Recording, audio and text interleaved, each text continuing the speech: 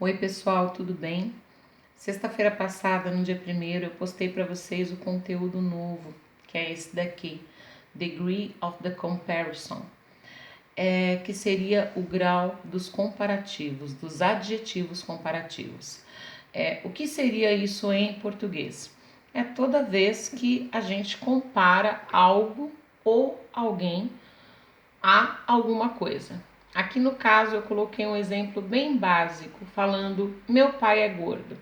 Se eu quisesse comparar, eu falaria meu pai é mais gordo que minha mãe, meu pai é mais gordo que o pai dele, meu pai é mais gordo do que eu. Esse mais que seria a comparação.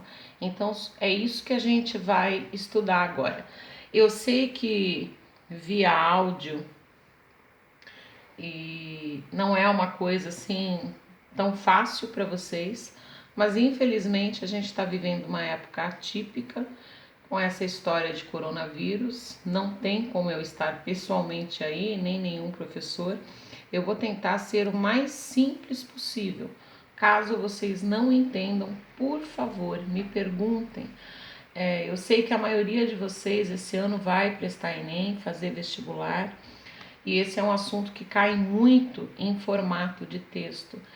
E vocês podem errar feio uma pergunta de vestibular, porque tem pegadinhas que, se vocês não souberem as regras, vai dar erro.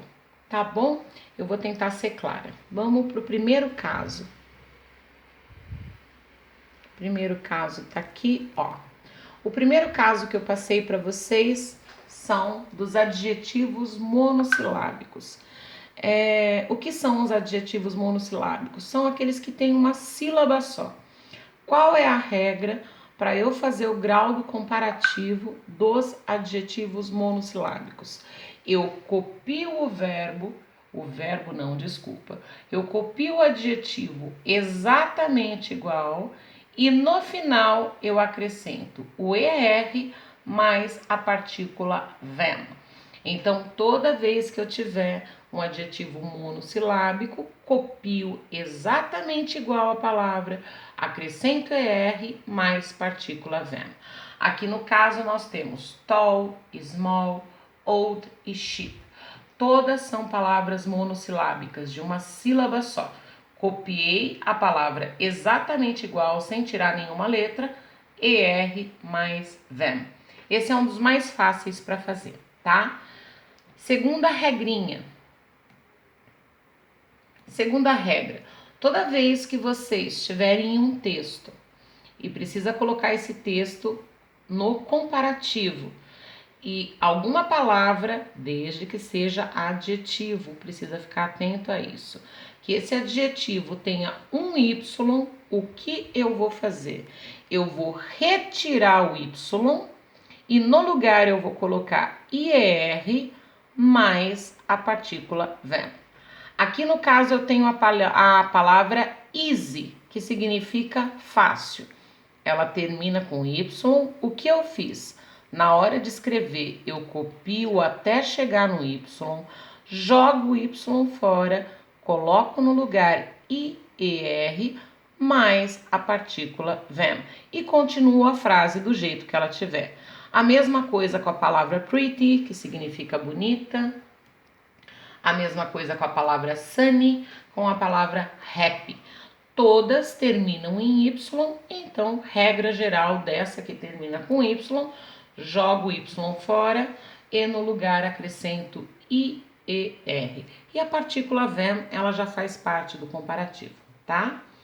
Terceiro caso, terceira regrinha. Qual seria? Toda vez que eu tiver consoante mais vogal mais consoante. Isso é conhecido na língua inglesa como sanduíche de vogal. O que acontece? Você dobra a última consoante e acrescenta no final a letra ER mais a partícula them. Então vamos dar uma olhada aqui para entender melhor. Aqui eu tenho a palavra hot. Eu tenho uma consoante, uma vogal, uma consoante. é um sanduíche de vogal.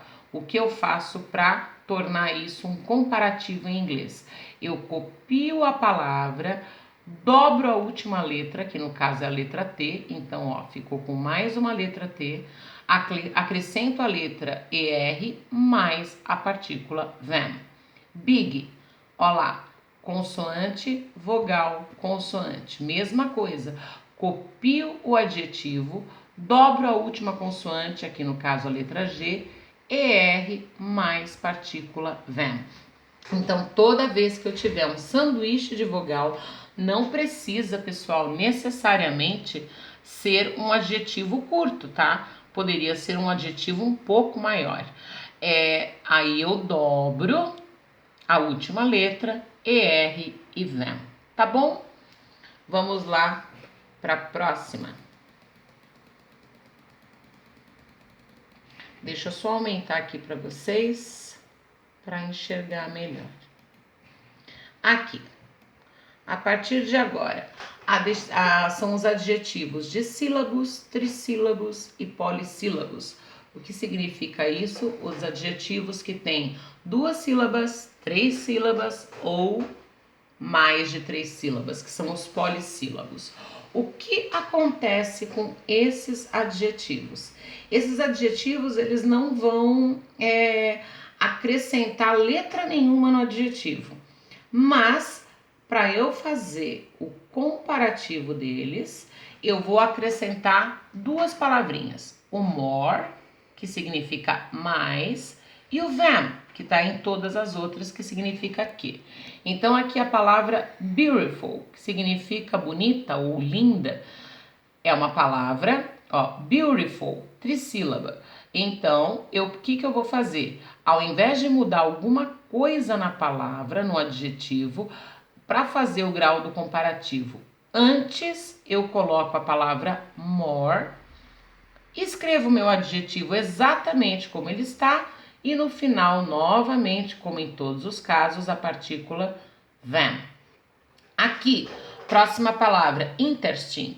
Uma palavra grande também. Para quem não quiser ficar contando sílaba em inglês, ao invés de ficar, ai meu Deus, é dissílabo, é trissílabo, é polissílabo, vê se é uma palavrinha maior. Se for maior, já entra nessa regra aqui. Então, aqui no interesting, o que eu faço? É uma palavra grande, um adjetivo grande.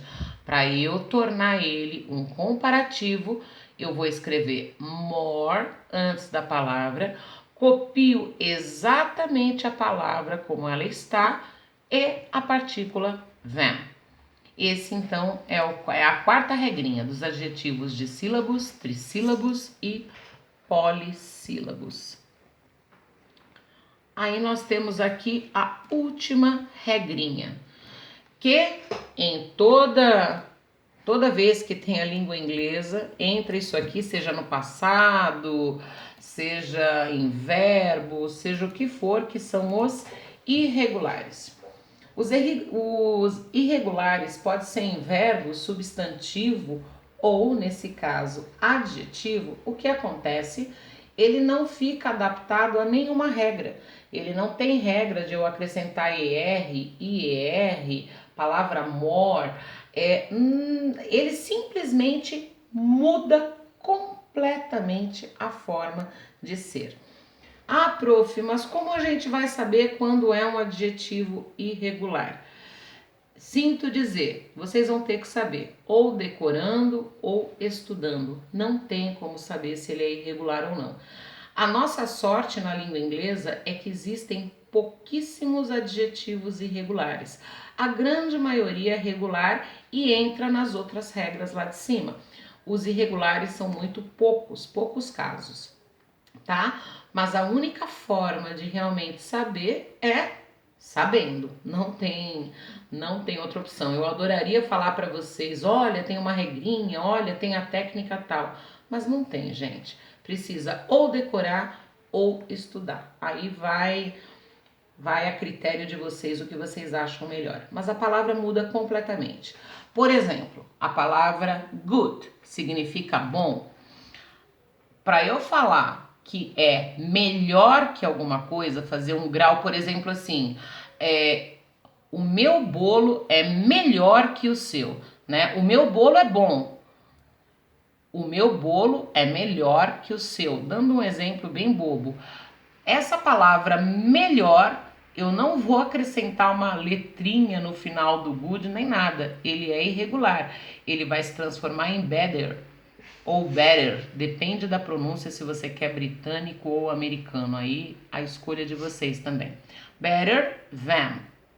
Tá? A palavra than, vocês podem ver que essa partícula que significa que, ela sempre está nos adjetivos, mas aqui nos irregulares muda completamente. Na palavra bad, eu sou mal, tá? Bad significa mal, pior, ruim. Aqui no caso, para eu transformar e falar eu sou pior que você, ele é pior do que eu, é a palavra worse, worse than, certo? E a terceira, um terceiro exemplo que tem aqui, much, que significa mais. Nós temos aqui more. Então aqui o much, na hora que eu quero falar mais que, eu não vou acrescentar nenhum ER, IER, como nos outros casos. A palavra vai se transformar, o much vira more. E a partícula than sempre atrás, porque significa que. Então, nós temos 5 regras básicas que precisam ser estudadas ou, para quem preferir, decoradas. A primeira são dos adjetivos monossilábicos, que eu copio exatamente igual, coloco o ER atrás, mais a partícula than. Segundo caso, das palavras terminadas em Y, eu jogo o Y fora, coloco copio a palavra até o Y, jogo o Y fora, coloco IER mais a palavra than. Aí nós temos o caso das palavras que a gente considera sanduíche de vogal, onde eu tenho uma consoante, uma vogal e uma consoante. O que eu vou fazer? Dobrar a última letra, certo? Acrescentar o ER mais than. Aí nós temos, qual foi o quarto caso que eu passei para vocês? Quarto caso, tá. Dos trissílabos, dissílabos e polissílabos, que você não vai alterar absolutamente nada na palavra, você vai deixar ela absolutamente igual, mas antes da palavra você vai colocar a palavra more e no final o than, que sempre tem em todas.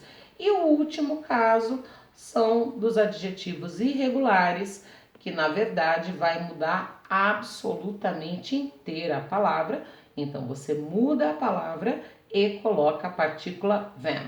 A única coisa que vocês não podem esquecer e cai em vestibular é essa palavrinha aqui, o than, que significa que. Ela precisa estar no grau dos comparativos. Se em algum texto de vestibular, se em algum texto de Enem tiver tudo lindo e maravilhoso, mas não tiver essa palavra nos comparativos, pode ter certeza que essa é a opção incorreta. E geralmente eles fazem isso. Eu vou passar mais para frente para vocês os exercícios de Enem, para vocês treinarem contextos com o grau dos comparativos, e vocês vão ver que muitas das questões eles simplesmente tiram o than. Só que o texto tá lindo e maravilhoso, só que não existe essa partícula. E o estudante vai lá e fala, não, mas é essa daqui que tá certa. Não tá. Prestem muita atenção, vocês podem ver que em todas as 5 regras eu não tiro o than, porque ele significa que, esse que aqui, mais bonito que, mais interessante que, seja o que for, é o que. Ele não pode deixar de ser utilizado, tá bom? Eu espero que eu tenha sido um pouco clara com vocês, não sei se consegui. Qualquer dúvida, por favor, me peçam. Tá bom? Beijo grande para vocês. Tchau, tchau.